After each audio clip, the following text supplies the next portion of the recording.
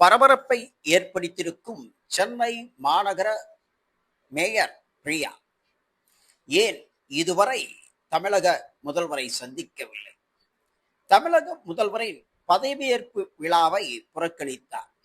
இப்படி பல்வேறு கேள்விகள் எழுந்துள்ள நிலையில் சென்னை ரிப்பன் பில்டிங்கில் இயங்கும் சென்னை மாநகராட்சி, தமிழ்நாட்டில் மொத்தம் 21 மாநகராட்சிகள் உள்ள நிலையில் மிகவும் முக்கியத்துவம் வாய்ந்தது சென்னை மாநகராட்சி.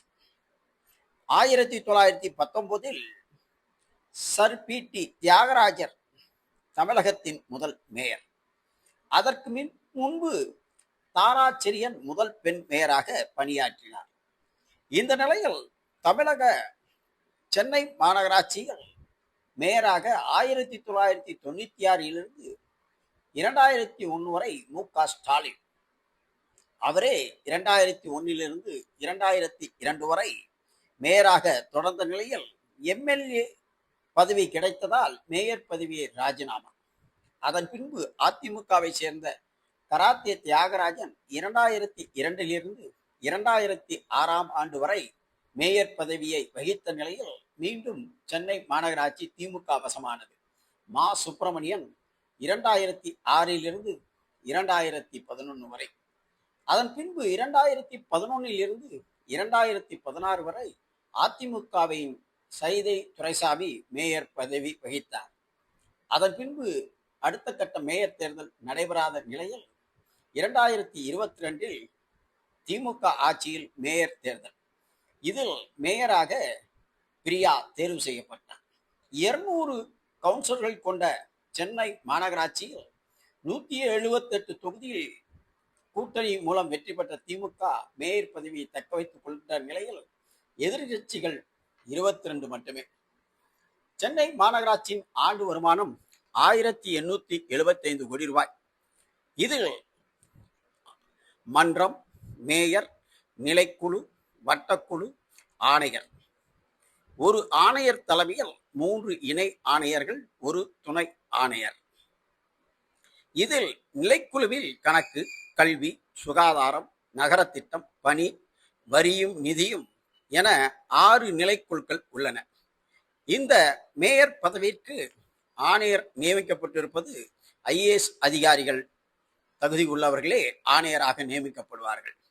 இப்படியாப்பட்ட மேயர் பகுதியில் பெரும் வரவேற்பை பெற்றுள்ளது. மு.க. ஸ்டாலின் மேயராக இருந்தபோது அன்றைய முதல்வர் ஜெயலலிதாவை நேரில் சந்தித்து வாழ்த்துக்கள் தெரிவித்ததுடன் அவரை சந்தித்து கலந்துரையாடியது அன்றைய அரசியல் காலகட்டத்தில் பெரும் பரபரப்பை ஏற்படுத்தியது. ஆனால் இன்றோ மேயராக இருக்கும் மேயர் பிரியா இதுவரை தமிழக முதல்வரை சந்திக்கவில்லை.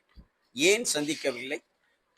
அவருக்கு பதவியேற்பு விழாவில் ஏன் புறக்கணித்தார் என்ற கேள்விக்கு திமுக தரப்பில் முறையான அழைப்பு இல்லை, முறையான அழைப்பு இருந்தால் கலந்திருப்பார் என்று கருத்து தெரிவிக்கப்பட்டுள்ளது. என்ன முறையான அழைப்பில்லை என்பது புரியவில்லை என்றாலும் ஒரு முதல்வரின் நிகழ்ச்சியில் சென்னை மேயர் கலந்து கொள்ளாதது மிகவும் பரபரப்பையும் சட்ட விதிகளுக்கு உட்பட்டதா என்ற கேள்வி எழுந்துள்ளது. இந்த நிலையில் மக்கள் பணி மாநகராட்சி கவனம் செலுத்தவில்லை என்றும் அடிப்படை வசதி, சுகாதாரம், தூய்மை, நிர்வாக பொறுப்புகளில் தற்போதைய மேயர் சரியாக எந்தவிதமான செயல்பாட்டிலும் ஈடுபடவில்லை என்றும் புதிய அரசுடன் மேயரின் ஒத்துழைப்பு ஈடுபாடு குறித்து விவாதங்கள் தீவிரமடைந்துள்ளது.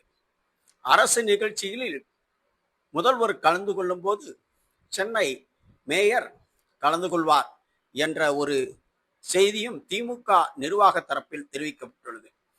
மேயர் முதல்வரை சந்திப்பாரா என்ற கேள்விக்கு பதில் இல்லாத சூழலில் மேயர் தற்பொழுது முதல்வர் கலந்து கொள்ளும், அதுவும் சென்னையில் கலந்து கொள்ளும் நிகழ்ச்சியில் போது கலந்து கொள்வார் என்று தெரிவிக்கப்பட்டிருப்பது பெரும் விவாதத்திற்கு இடமளித்துள்ளது.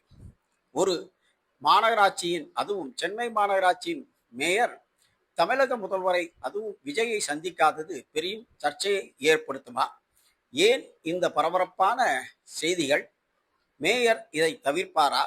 விரைவில் முதல்வரை சந்திப்பாரா என்ற கேள்வி மக்கள் மன்றத்தில் எழுந்துள்ள நிலையில் மேயரின் செயல்பாடு சரியா என்ற கேள்வியும் எழுந்துள்ளது. எனவே முதல்வரை சந்திக்காத சென்னை மேயர் பிரியா மீது பெரும் பெரும் சர்ச்சையை ஏற்படுத்தியுள்ளது. வருகின்ற 2027ஆம் வருடம் சென்னை மாநகராட்சி மேயர் தேர்தல் நடைபெறும். இந்த தேர்தலில் தமிழக வெற்றிக் கழகம், திமுக, அதிமுக சார்பில் போட்டியிடுவார்கள்.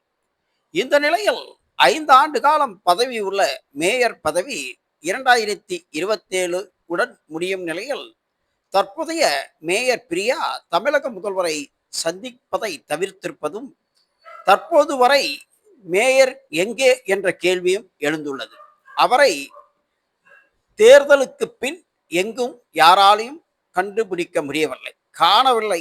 தமிழக சென்னை மேயர் பிரியா என்றே கூறும் அளவுக்கு அவர் தற்பொழுது வெளி உலகை தவிர்த்திருக்கிறார் என்றே தெரிய வருகிறது. விரைவில் மேயர் தமிழக முதல்வரை சந்திப்பார் என்று நம்புகிறோம். இதற்குரிய சர்ச்சைகள் முடிவுக்கு வரும் என்று எதிர்பார்க்கப்படுகிறது. சென்னை மாநகராட்சி மேயர் தமிழக முதல்வர் விஜயின் சந்திப்பு எப்பொழுது என்று பத்திரிகை உலகம் எதிர்பார்த்து கொண்டிருக்கிறது. இந்த நல்ல விஷயம் விரைவில் நடக்கட்டும் என்று எல்லோரும் எதிர்பார்க்கிறார்கள். ஒத்துழைப்பு என்பது மாநகராட்சியிலிருந்து வந்தால்தான் சென்னை மாநகர நிர்வாகம் செம்மைப்பட செயல்பட முடியும். அதற்கான ஒத்துழைப்பை மேயரும் தர வேண்டும், முதல்வரும் அதற்கான உதவிகளை வழங்க வேண்டும் என்று சென்னை மக்கள் எதிர்பார்க்கிறார்கள்.